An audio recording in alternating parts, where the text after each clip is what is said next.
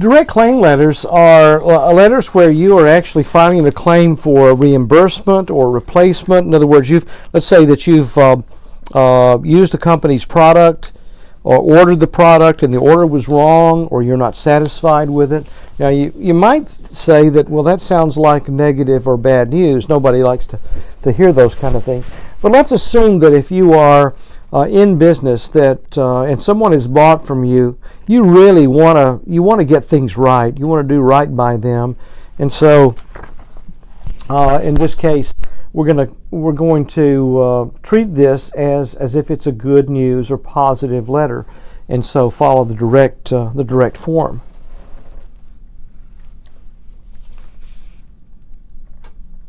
So we're just going to start with the opening, as we do with other positive messages, and go get right to the point. Describe what you want done immediately. That is, you need them to send additional products. Maybe your order was shorted. You need them to credit your account, to give you a discount, something like that. When the remedy is obvious, state it briefly. Please send 12 copies of model memos to replace the copies of business proposals sent in error. When the remedy is less obvious, then explain what your goal is. Please clarify your policy regarding reservations and late arrivals. The point is here, describe immediately in the front load what it is that you want done to make things right.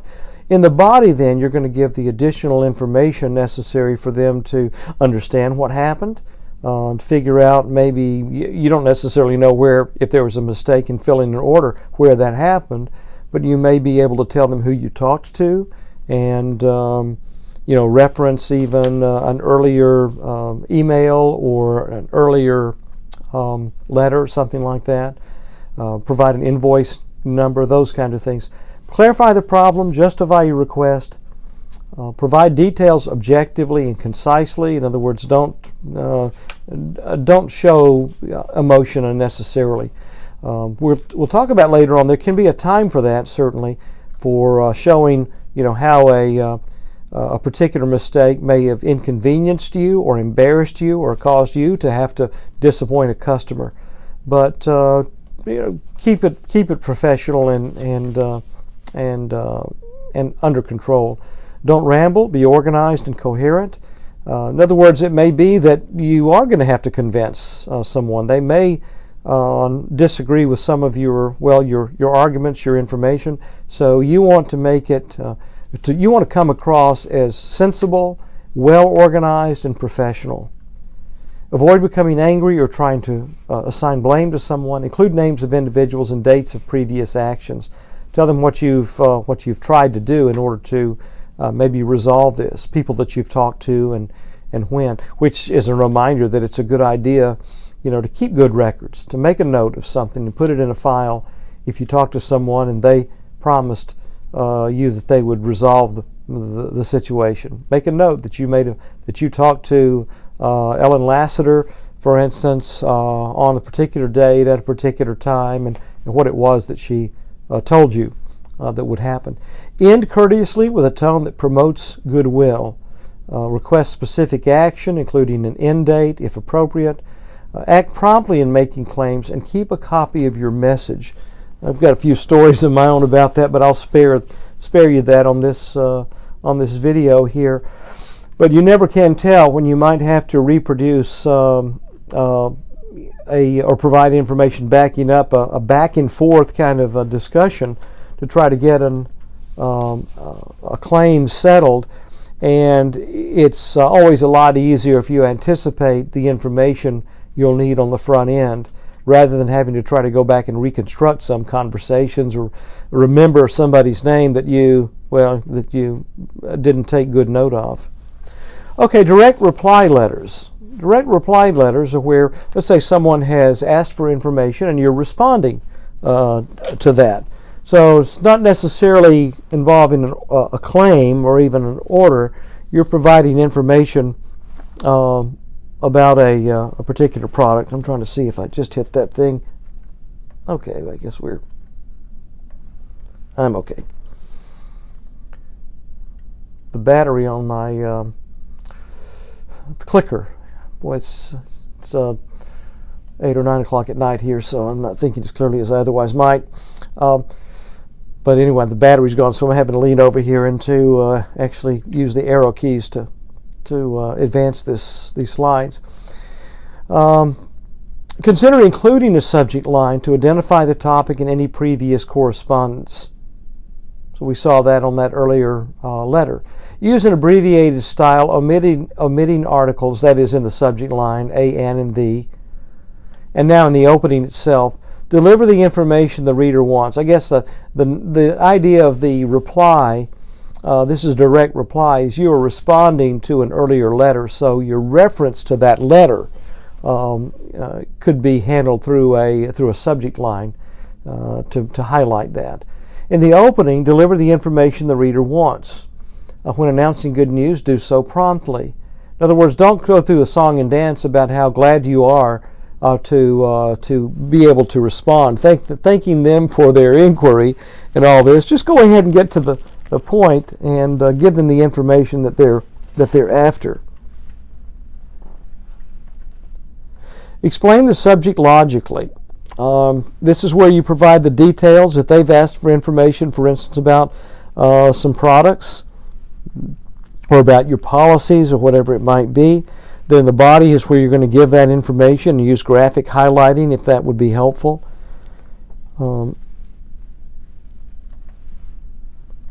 In the closing, offer a concluding thought, perhaps referring to the information or action requested. If, in fact, they have asked for information about a product and you've provided that information, closing is a good place to encourage them to place an order and giving them instructions, about where to go and how to do that. Avoid cliche endings and be cordial. Be gracious. In granting claims, okay, this is where now this is good news because someone has requested an adjustment to their account, a discount, whatever it might be, and you're sending them the letter saying, yes, we're going to give this to you. By the way, if you're denying claims, well, that's going to come up in Chapter 9 because that's bad news. Well, anyway, now in the opening, when approving a customer's claim, announce the good news immediately. Avoid sounding grudging or reluctant or like you moved heaven and earth in order to make this happen for them. In the body, strive to win back the customer's confidence. In other words, if you're giving them credit because they got a product, they received a product they hadn't ordered, or it wasn't what it should have been, or they are actually filing a claim for a warranty, a product warranty, something's gone wrong. Now, you can't undo what happened, but you certainly, in granting this credit or adjustment, you're saying, hey, we stand behind our products. Nothing's 100%, but when things go wrong, we want to make it right. Everybody makes mistakes. And how you handle those mistakes when they happen is a real test of character and professionalism, and it's a test of whether or not you truly have the customer's best interests at heart and really care about keeping their business. So strive to win back the customer's confidence. Consider explaining what went wrong. If there was an order that wasn't fulfilled properly, and you can explain why that was, then let them know that. Concentrate on how diligently your organization works to avoid disappointing customers. You can even sympathize with them that they're, it was frustrating to that, and you can talk about how hard you work to fulfill customers' expectations or even to exceed them. Be careful about admitting responsibility. You need to check with your boss or legal counsel first.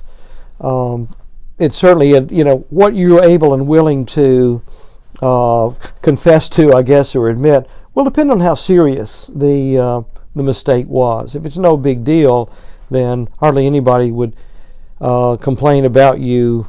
If you feel like you shouldn't apologize. But it can be a very difficult thing. We would like to think if we've done wrong, then it's easiest to it's better just to go ahead and apologize and say I'm at fault here. But you probably know that if you have a car accident, your insurance company will always tell you in the event of a car accident, even if you are confident it was your fault, don't admit it. Don't say that. Sometimes there are extenuating circumstances where it may be that both parties were at fault in some way. You ran into this guy, but it turns out that, and so it's your fault because you hit him from behind, but you may may realize later on that in fact his taillights were burned out. And so you couldn't see those taillights coming on. So you want to be very careful about those things and realize when you are working in the capacity of as an employee of a company, you represent them and you follow their rules. Avoid negative language, using words that are a bit inflammatory. Someone's had trouble, neglect, fault. Don't blame customers, even if they are at fault. Don't blame individuals or departments in your organization. You don't want to try to cast the blame on someone else or make it look like you're going to bail this person out, even though it wasn't a mistake that you made. And don't make unrealistic promises about things. It's a lot better to say that you will see what you can do about something. If a customer asks, for instance, for free products, for life or something like that, it's a lot safer to say you'll see what you can do. Tell them what you can do, but don't promise things that you're not certain that you can do. Closing. Show appreciation that the customer wrote. Extend thanks for past business and refer to your desire to be of service. In other words, try to salvage the relationship. Generally speaking, you don't want to go back and apologize again for some mistake.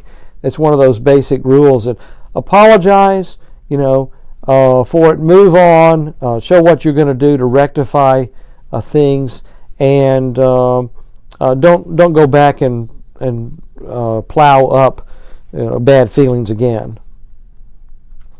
And in this one, there's a claim response that, once again, I encourage you to, in class we'll go through this one, but I encourage you, if you're just watching this video, to look at this letter and go back and look at the format for this type of a claim response.